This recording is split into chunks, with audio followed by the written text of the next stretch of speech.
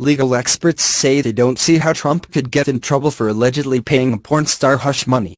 The Wall Street Journal published a salacious story on Friday alleging that President Donald Trump paid $130,000 in hush money through his lawyer to a porn star a month before the election to keep her quiet about a 2006 sexual encounter. If that is indeed true, legal experts say that while the morality and ethics of the situation are questionable, such a payment is not something that could land Trump in legal jeopardy even as he occupies the nation's highest office. "I don't see any legal implications," said renowned Harvard law professor Alan Dershowitz in an email to Business Insider on Tuesday.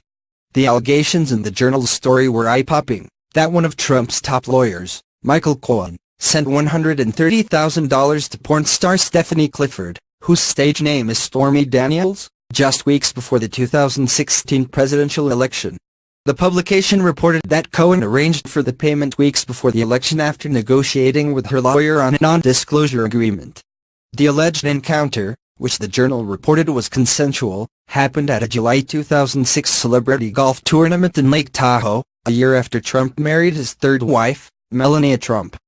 Both the White House and Cohen denied the report, included a two-paragraph statement Cohen had sent to the Journal addressed to whom it may concern and signed Stormy Daniels that denied any engagement in a sexual and/or romantic affair with Trump.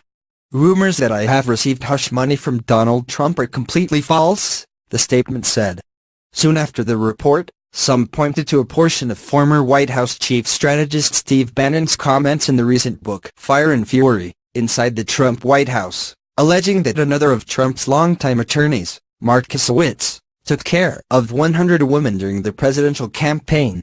"Look, Kasowitz has known Trump for 25 years. Kasowitz has gotten him out of all kinds of jams," Bannon reportedly said. Kasowitz on the campaign. "What did we have, 100 women?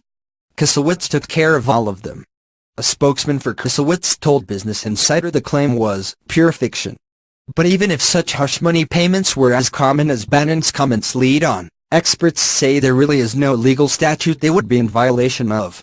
While the law often codifies moral sentiments, law and morality are distinct concepts. Andrew Wright, a former associate counsel to President Barack Obama and Vice President Al Gore and a law professor at Savannah Law School, told Business Insider in an email. "Assuming any sexual interactions were consensual and without more information, I don't see a legal violation based on a payment to a sexual partner to keep quiet." Based on the reporting, this tryst was alleged to have happened in Lake Tahoe. While adultery is a crime in some 21 states, Nevada is not one of them, he continued. As to this sordid episode, people will have to make up their minds about the president's fitness for office based on their assessment of his character rather than a legal violation. Unfortunately, that payment was designed from preventing voters from having that information available to them on Election Day. Richard Painter, who served as chief ethics lawyer to former President George W. Bush, echoed Wright and Dershowitz. Not only did he think that there were no legal ramifications of the alleged payment, he added that this sex stuff is going pretty hot and heavy and said he thinks Trump is benefiting from this because it makes him look like all the others. "A lot of these politicians are having affairs, and even some of them have women coming forth that say they did stuff years ago, and Trump has that," the University of Minnesota law professor added. "And the more I think the opposition goes down with looking at his sex life, I think they're getting in trouble. If the president used campaign funds to pay Clifford, that could become problematic," Painter said. "But he doesn't see a window for much else unless there is a clear law that is demonstrably broken. So the point is, on these sex things, I think it's sort of a tempting shiny object, because a lot of the Democrats are falling for it because of this #Me Too stuff," he said. "And you know, all I see is now you've got Senator Al Franken gone and Trump is still there. I don't see it as an avenue that pays off."